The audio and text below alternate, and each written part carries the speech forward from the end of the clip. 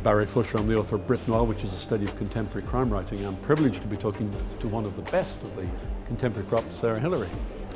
So Sarah, Marnie Rome, who is the character who we first encounter in Someone Else's Skin, how did she come about? Was she ever, for instance, a male detective for you? No, in fact I was advised to have a strong female lead. I was told most crime writers are women, and women want to read about strong women, which I couldn't fault that at all. I think, interestingly, I'd always written about men. My earlier books that were rightly unpublished had men in the main roles. And I've always found it much easier to write men than women. I think it's because the writing comes from the subconscious. So there's no inner editor, there's no me going, is she the kind of woman that I want to represent to the readers? You know, is she compassionate enough? Is she strong enough? Is she vulnerable enough? None of that with the men, especially the ones that I'm furthest removed from. So Noah Jake, who is half Jamaican and openly gay, I love writing Noah. I find him really easy to write. Tim Welland, Marnie's boss, who is a lot older than she is and quite a sort of grumpy, slightly misogynistic character. I love writing him and find him very easy to write. But I think that, you know, if you can write a really genuinely strong woman, a woman who is vulnerable, flawed, brave, compassionate, has female intuition, has empathy, then, you know, that's the mother lode, I think, in some ways. When you're, you know, as a crime reader, I think that's the same. I think the characters that really stand out recent years in terms of books and TV series, they have tended to be amazing female characters, and if I can play in that pond, then I'll be very happy. An important issue for Marnie is victimhood, because she's very determined that she herself will not be a victim, but that's always hovering in the background for her. Absolutely, she is haunted by the whole series starts with her becoming a victim, with her being the wrong side of the knock on the door that she's used to, being on the other side and delivering, and she has to... So remind people what it is that sets things in motion, yes. The murder that she's involved in? Well, she comes home, this is 5 years before the series is set, so 5 years in the past she comes home to her family home to discover it is a crime scene, and her parents have been stabbed to death by her foster brother, a 14-year-old boy called Stephen. And she is, as you can imagine, absolutely devastated that that's happened. But you're right to say that very, very early on, she very quickly thinks, this isn't who I want to be. I'm a detective. I solve crimes. I'm not the victim of crimes. I don't want to be... She's seen a lot of victims who have fallen, you know, at the knock on the door, crumpled, their lives have ended, they've descended into grief, become immobilised by it. And she's determined not to fall prey to that same fate. But I think it's develops as a series is developing. She's changing her attitude about that. I think to begin with, she was very defensive in some senses about how determined she was not to be a victim, and she encounters all different varieties of victims, especially in Someone Else's Skin. Some of the women who have taken a very different path to her, who have fallen and stayed in the shadows and want to stay hidden and have given up on their old lives and realise they can't have them anymore because staying safe is more important than being brave, if you like. But she realises there's courage in that. There are different kinds of courage, and in fact being a victim when you've chosen not to be and living with that isn't necessarily the stigma or the cop-out that she thought it was. So a recurrent theme in all three books so far, and there's a fourth on the way, is social commentary. Is this a theme that grew out of the books, or was it something that inspired you initially? I think it grows out of the individual plots. I think I do want them to... I want the books to feel real. I want them to be frightening because... I think an early review said it's the most frightening thing about Someone Else's Skin is its ordinariness, which I thought was really nice, because serial killers are great. I love a serial killer, in books, obviously. But there's a fantasy aspect to reading about serial killers, because so few of us, fortunately, will ever encounter a serial killer. It's like reading a form of escapism. Yes. And I didn't want to read... my favourite crime books, and the ones that I want to write, are very much immersed completely in society. They're not running away from it. They're saying... There's lots of monsters in my book, and they're believable monsters. They're the monsters you might sit next to on the bus. So you wouldn't write about a serial killer who's an expert in Italian Renaissance art, say, or No, I don't think so. I think thankfully those people are few and far between, and I'm not even particularly interested in the idea that the chap next door might be an expert. Might be cutting people's heads off and stitching them inside their stomachs in their spare time. I hate that kind of thing. To me, is just not. It's so unbelievable that it's not frightening. It becomes like a caricature. It becomes like a cartoon. And it's that phrase, the banality of evil, isn't it? Yes, absolutely. Obviously appeals to you. Yes, I do. I find I think one of the most frightening protagonists that I've ever read in a crime novel would be in John Fowles the Collector. And that man is just so ordinary, and his ordinariness is what makes him into a killer ultimately. His mean-minded, bureaucratic, middle-class, cowardice is what becomes the undoing of him and the other character in the story. So, and that's something that could happen to any of us. The Italian Renaissance, unfortunately, is is very, very, very thin on the ground. Yes, and it's fun to read about. It is fun. It is escapism. I think would be my point. It's you read those books to feel some sort of relief that it will never happen to you, but it's certainly not. They're not set in reality. One theme that I spot in your books is the vulnerability of children. Do you think that children today are more vulnerable than they were a couple of decades ago, for instance? It's vulnerable in different ways. I think that's certainly true. I think, and yes, and I think possibly as a result of our over-safe, overzealous, over-anxious society that we have now. So, I mean, as recently as when I was a child, not with my mother so much, but I knew lots of my friends. You went out all day. At the weekend, you just got on your bikes with all your friends and you went out. And eventually, you knew you had to be back in time for so. You came back when you were hungry, basically. And so you learned to be quite canny. You got a lot of street smarts by the nature of doing that. Whereas now it's, you can't even go up a flight of stairs in a building with a health and safety sign somewhere, or you can't, you're discouraged from being in a playground if one of the rides isn't safe or something like that. And so children don't do as much discovering as they used to do. I don't think they do all their discovering on the. I'm sure that's you think partly why kids the internet is so popular. Are kids more coddled today than than you and I were? I think in one sense, yes. I think physically, yes, but I think emotionally, maybe less so. I don't know. I think there's too much. In some ways, it's. We've taught them how to beware of strangers, for instance, but perhaps a better lesson would be to have taught them how to be strong themselves and how to be wise enough to make decisions themselves, rather than just telling them that all strangers are dangerous. We haven't honed their judgment skills. It feels to me It feels to me like we've cheated them slightly. It feels like we've given them a false sense of security or insecurity even. Your books never come across like theses or any attempt to push it. Is this because you're always fighting to keep that at bay, or because you have an editor says, don't lecture the reader? I've never been told not to lecture because I self-edit before. Probably some of those early books, there was an element of that in them. I suspect maybe there was. I'm not sure actually. I don't enjoy books like that myself. I remember watching.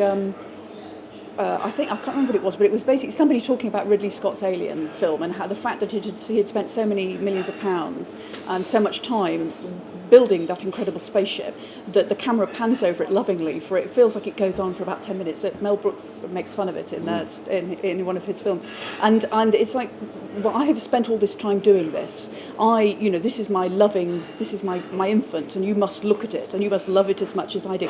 And I hate that. I hate reading a book where you feel you're being manipulated towards a political or social or emotional position. Right. I think the job, as I see it, of the writer is to open lots of doors in the story and let the reader find their own way in, and let the reader decide what the issues are in a way, discover them for themselves. Could that be said to be a possible recipe for blandness? If you're keeping at bay, maybe sometimes you need to dig in and say, this is what I believe. Well, maybe. I mean, obviously Marnie says a certain amount of stuff that I would feel, I'm comfortable saying. Right. So she, and Noah as well, actually. So the pair of them have a strong moral compass, and I would not want them to be the kinds of people that didn't have that. You're giving out a certain amount of information about Noah in each successive book. Yes. Is this your strategy? We'll learn more about him as the books go on. Well, I learn more about him as the books go on. That's a great thing, because I don't. Somebody said to me, "You know the answers, though, don't you?" After I'd written Someone Else's Skin, they go, "But you know why Stephen killed Marnie's parents and the questions that she is tormented by. You've obviously got them all written down, and you're going to reveal them in books 3 or 4." And I honestly don't. I deliberately don't. I'm not one of those people that has a notebook filled with what Marnie's favourite music is, or what her favourite meal is, or even her favourite drink. I just have. It comes out when I'm writing it. And so you haven't got a wall with all the notes on saying chapter 3? No, definitely not. I don't do any of that kind of plotting at all, because I did try to do that once with an earlier Fell book. And after I'd done the pad with all the sticky notes on it, I just felt so bored. I just thought, I know this story. I don't want to write it. I don't even want to read it. So for me, part of the joy of writing is discovering. And discovering about the characters as much as anything, and that's, I think, why the books are described as being very twisty. And I think the twists come naturally if you haven't plotted them. It sounds slightly counterintuitive, doesn't it? But it's definitely how it is for me. I discover things about the characters and about the plot as I'm writing it, as opposed to trying to sit down. My brain won't cooperate at the outset of a project. I need the material to be working with in order to get the material out of my brain. Well, I felt when reading Tastes Like Fear that there had been, I wouldn't say a quantum leap, but each book certainly seems to get better, which implies that there was something that they needed to get better. They don't. But then Tastes Like Fear is one of the most powerful books, and it has Battersea Power Station as a crime scene. Why did you choose that? Well, I love Battersea. I've been haunted by Battersea Power Station ever since I first saw it, actually, and that was obviously, not that long ago in Battersea Power Station's history, but gosh, has London changed in that time. In fact, I wrote the first draft of Tastes Like Fear, and then I came up to London and I thought, I'll just go and have a look at Battersea Power Station to see if it's how I remember it. And I'd remembered it as this huge, iconic monolith that dominates that ride on the train into London, or the coach drive past Chelsea Bridge, and it was really quite pathetic when I finally saw it. It's like this sort of, I think Noah remarks that it's like an upturned table with one of its legs missing, and it's just completely surrounded by glass apartment buildings now. And I believe that none of the original towers are there anymore. Those are all been replaced. The chimneys, do you mean? Yes. Well, they're taking them down, but they have to rebuild them because they're listed. Yes. And they tried to take them down once before, actually, some time ago, and they thought, because long after the power station stopped being a power station, they decided that they were going to try and remove the chimneys, but they would clean them inside because they were so full of filth and pollution and tar and smoke and muck. And as they started to scrape them beautifully clean, the chimneys started to spread, and they realised that what was holding them together was the muck. That's a fantastic metaphor, isn't it? Isn't it? You see, right as mine. That's exactly what I thought. And I thought, well, two things. One is that, yes, it's a metaphor for, the interior sort of monologues of some of the characters. But I thought also this idea of old London being dwarfed in a way and emasculated and reduced by all this great shining glittering edifice of new buildings that are going up, all of which are mirrored and glass and either see-through or they reflect your own reflection back to you, and then nothing as brutally uncompromising as that original sort of red brick building with those great smokestacks on it. I think Ian Sinclair, I think it is, calls them, does he call them urban cathedrals? Yes. There's a word for those kinds of, Trellick Tower's another one, that sort of brutalist, uncompromised building. You can't build that sort of stuff anymore. You mentioned Ian Sinclair. He's very concerned with hidden, secret London, which is being slowly swept away. That's obviously a concern of yours. Yes. Well, I think two things. One is that I don't think it really is I don't think you can sweep it away, really, because every time they try and build one of these awful new, glittering tower blocks that nobody, if you go on the Shard, if you've been up the Shard, you have to get body search, don't you, to go up the Shard. So the more and more of these new buildings, fewer and fewer people allowed access to them. But I think every time they start to build one of these places, the first thing they do, of course, is they empty the foundations out. And then they have to stop because English Heritage has to come in to look at all the burial pit with all the treasures in it that it's just uncovered. And I love that, that they, you cannot do new building without having your face literally rubbed in London's past. And I do think, I don't see how they really can fill in, for instance, tunnels, disused tube stations, or the tunnels under Camden Market. It'd be very difficult to, the amount of liquid concrete you'd need to literally fill them in. So I believe you've now written 4 books in the Marnie Rome sequence. What can you tell us about book 4 without giving anything away? It does have a title. It's called Quieter Than Killing, and it's a lot more about Marnie and Stephen, in fact, and it's a lot more about. The book opens with Stephen on the morning of the morning he kills Marnie's parents, from his point of view. Which is how the whole sequence starts. Exactly. So this is now 6 years ago, but it's about a series of attacks that are taking place in London, and the fear that there's a vigilante at the back of them, and then the search for who the vigilante might be. And it's about, in terms of its themes, it's about forgiveness and revenge, and how far the pendulum swings between the two. So, which obviously speaks to Marnie's story. How much can she forgive, or can she forgive Stephen for what he's done, or how far would she like to see him punished more and brought to, and justice to be brought into the mix more than it has been already. Mm-hmm.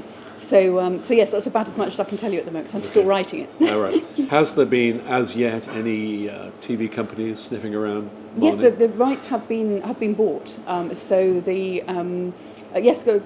3 or 4 TV companies were sniffing around. So my agent, who is an amazing agent, did a good deal with the best of them, and so it's at that stage where it's a pilot script has been commissioned and it's being. So you haven't been doing any on. dream casting of your own? I do. Actually, people. That's oddly enough, one of the first questions everybody asks me about the books is, who do you see? And I do. Given how much TV I watch and how much I love films, you'd think I'd have already done that. And I realised that I didn't even have a Pinterest board, which every other writer has apparently, of their dream casting for their. So I quickly went and got one. No, the only one that I knew who he was when I was writing him was Welland, who is Marnie's boss, and I thought that he was going to be Tim Woodward, who is Edward Woodward's. Edward Woodward being a huge, TV hero of mine, and I saw his face when I was writing the characters. The others, I don't see their faces. You're already considered to be one of the most important of the younger women crime writers. Will the day ever come when you're a grande dame of British crime writing? That's a frightening thought, isn't it? Well, I hope so. I'd love to keep writing. I have no. People do ask me, do you want to do this? Do you want to, do you have a standalone? Again, another question I keep being asked all the time is, would you like to take a break from writing Marnie and write a standalone? And the answer is, I want to write Marnie. I'm nowhere near exhausted with the stories that I want to tell about Marnie. I'm really. And I feel really privileged and lucky to be in a position to be able to write the same characters and explore the same characters again and improve. I'm glad what you said about Tastes Like Fear being the strongest one yet, because I see that as well. I always think my best book is the one I'm going to write next, because I do think you learn a lot each time you do it. And you do get better, and you should get better. But although I would quite like to write a ghost story. Just one, a short novella ghost story, but that's other than that, Marnie all the way.